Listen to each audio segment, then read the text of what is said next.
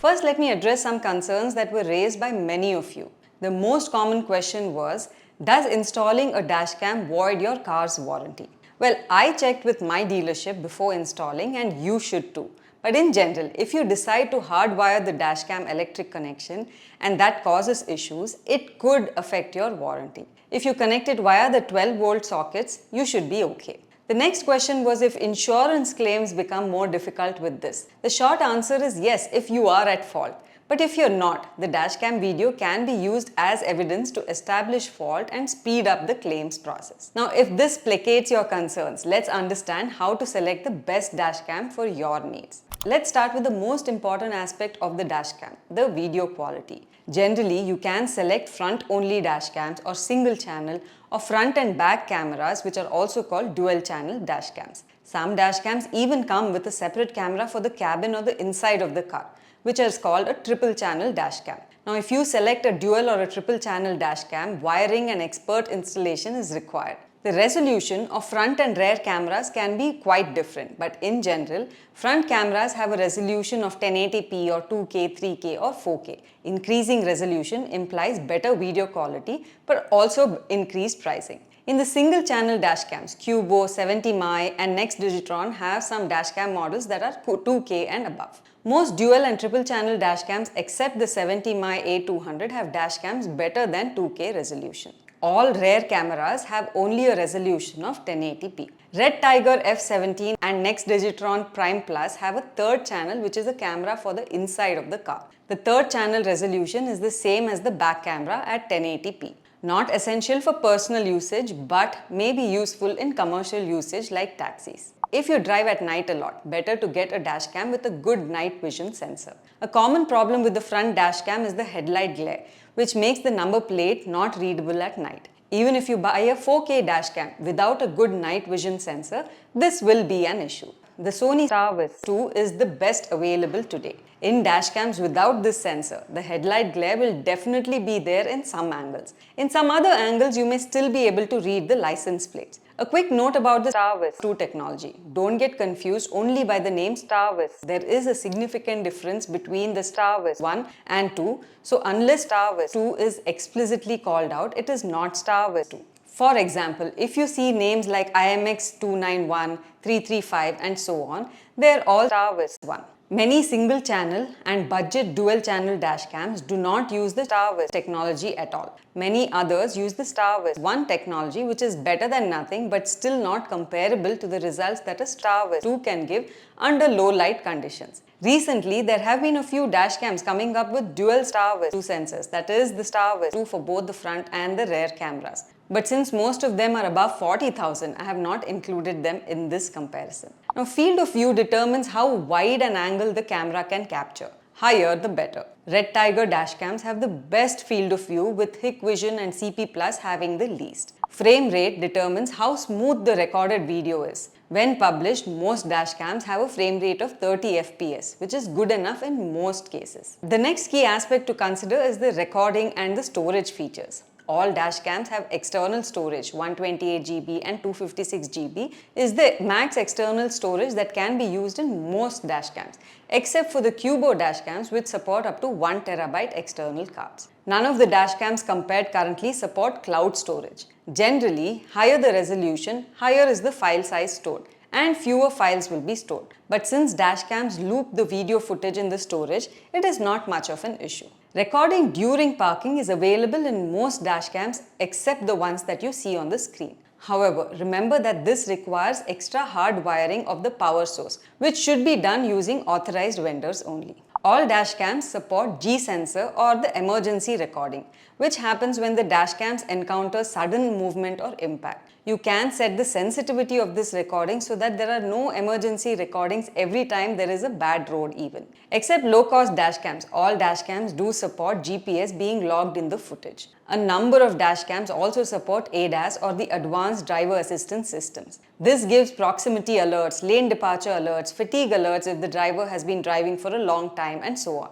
Most modern cars do have this built in, but if yours does not and you find this useful, then consider a dashcam that you see on the screen that does include ADAS. Now let's talk about installation, connectivity and usability. If you are hardwiring your dashcam or you have dual or triple channel dashcam, it is best to get it installed by a professional. You can get it at your service center or any car accessories vendor. Alternatively, if you buy a Qubo dashcam, they have installation services too in select cities. Do check with them the coverage of the installation before buying. All dashcams need to be powered from the car's power supply, either through the 12 volts or the cigarette lighter slot, or you need to hardwire it. To make sure the dashcam saves the files when the vehicle is turned off suddenly, the dashcam typically will have a battery or a supercapacitor.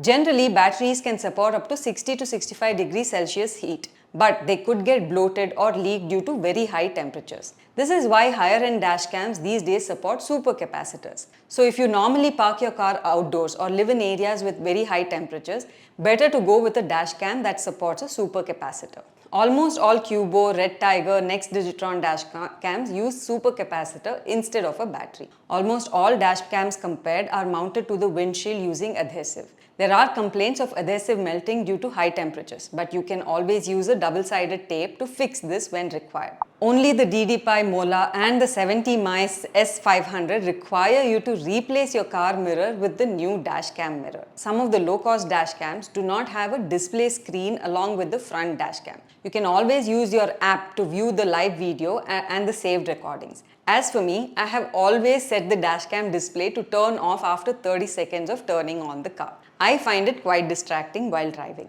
And lastly, the pricing and the warranty. Pricing for single channel dashcams is much lower than dual and triple channel dashcams. Dashcams with higher resolution and Sony STARVIS night vision capabilities are more expensive.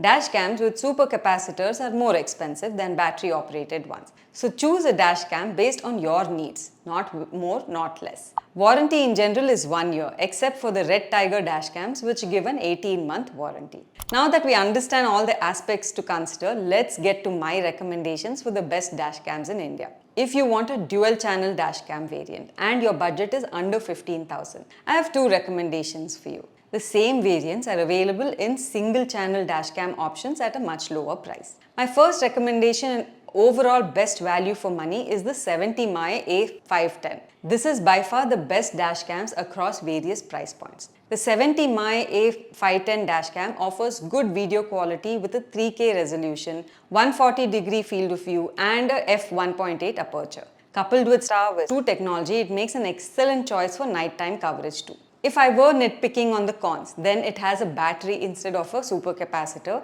and installation needs to be done externally either through your car service or a third-party car accessories vendor. But this installation part is similar to all other dashcams except for Qubo, which does give installation service in a few cities. My next recommendation is the Qubo Car Dashcam Pro 3K. The biggest con of this dashcam is the lack of the STARVIS sensor, which gives inferior readability due to the headlight glare. But like I mentioned before, headlight glare depends on the angle. So if your preference is high resolution, capacitor-based dashcam with a high storage capacity, then go for this one. Else at a slightly higher budget, I would still recommend the 70mm A510 over this. If your budget is under 5,000 only, you will get single channel dashcams but with some compromises in terms of features. My first recommendation in this budget is the 70mm M200. This is the only dashcam at this budget that supports the STARVIS technology, so prevents the headlight glare that is prevalent in night driving conditions. But the compromise here will be the 1080p resolution and the lack of GPS integration in the video recording. It also does not have an on-device display, so the app can be used to view the live video and the recording. This is a great budget option as long as you understand its limitations. My second recommendation at this budget is the Next Digitron Ace 2. The good thing about this dashcam is it comes with a 1-inch screen, a 2K resolution and a capacitor instead of a battery. So ideal if you're parking your car outdoors often or live in high temperature locations. The biggest con is the lack of the STARVIS technology to prevent headlight glare in dark light conditions. But like I said before, headlight glare happens in some angles of recording. So if you have the patience to go through the footage, most likely you will find a footage where the number plate is visible. If you want premium dashcams with added features, then again I have 2 recommendations for you. If you would like a triple channel dashcam to record the interior of the car too, then I recommend the Red Tiger F17.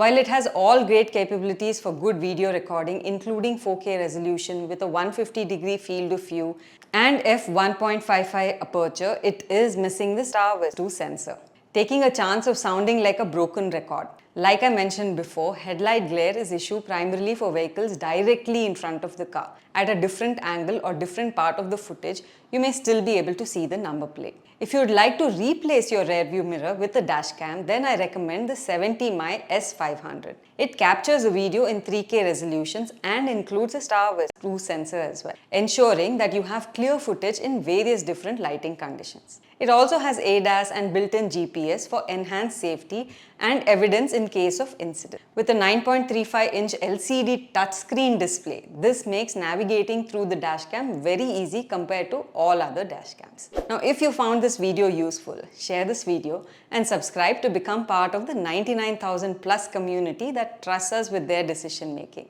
Thank you for watching and see you in the next video.